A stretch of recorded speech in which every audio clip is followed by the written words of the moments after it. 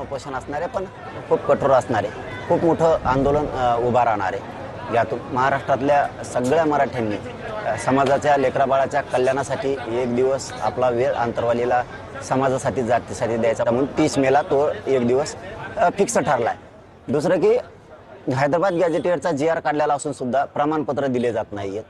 अधिकारी जाणून बुजून काहीतरी त्रुटी काढतात आणि देतच नाहीयेत। म्हणजे मराठवाड्यातला सगळा मराठा समाज हा कुणबी आहे असं गॅझेटियरच सांगतंय। आणि ती जे त्यांनी जी जनगणना आहे ती जनगणना सुद्धा लावणं अपेक्षित होतं। ती जनगणनेचं सुद्धा त्याच्यामध्ये ते साल ॲड न केल्यामुळं आणखीन प्रॉब्लेम त्याच्यात उभा राहिलेत। त्यामुळं सातारा संस्थान हैदराबाद गॅझेटियरचा GR आणि त्यानुसार मराठवाड्यातल्या सगळ्या मराठ्यांना कुणबी प्रमाणपत्र तातडीनं हा एक उद्देश आहे। दुसरा की सातारा संस्थानचं गॅझेटियरचा GR काढलेला नाही तो काढून ताबडतोब अंमलबजावणी करायची। महाराष्ट्रातल्या मराठा समाजाच्या पोरांवरती खोटे गुन्हे दाखल केलेत विनाकारणच। ते आंदोलनातले सरसकट गुन्हे मागल घेण्याच्या बाबत आपली ती पण एक मागणी आहे सरकारकडे।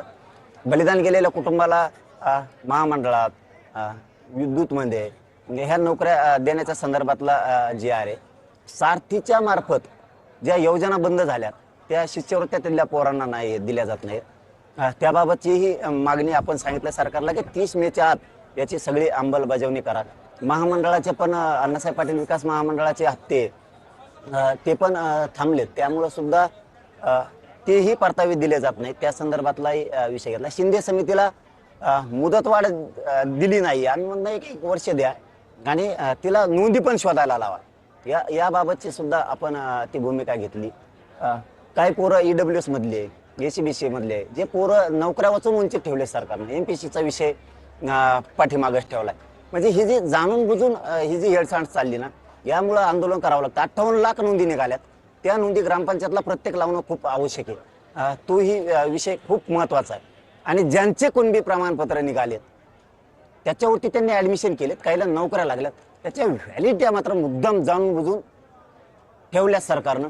त्यामुळे हे आंदोलन खूप मोठं होणार आहे आणि आता तुम्हाला 30 मेला दिसल सरकारला की हे आंदोलन किती भयानक स्वरूपात शांततेचं आंदोलन पण इतकं भयानक पसरलंय आता मात्र सरकारला कळणार।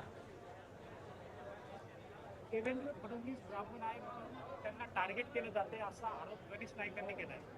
गणेश नाईक ते मुंबईवाले ते तर चांगला माणूस आहे जर त्यांना एवढ्या वेळ सुट्टी चांगला माणूस आहे म्हणून एवढ्या सुट्टी असे बामणं फेमणं असं नाही मोजत मी। मराठी किंवा असं तसं असं मोजित नाही कधी जातीला कधी मोजित नाही मी जातीत तुलीत नाही मोजित नाही म्हणजे तुलीत नाही असतं तर मराठीने त्याला निवडून दिलं असतं।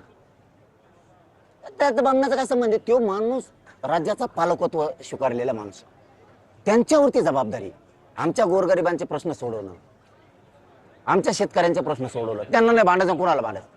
आणि गणेश नाईक यांच्याबद्दल माझं म्हणणं आहे याच्यानंतर तुम्ही असं बोलू नका। तुम्हाला मागत पडेल माझ्या विरोधात जाणं एवढेच वेळेस फक्त।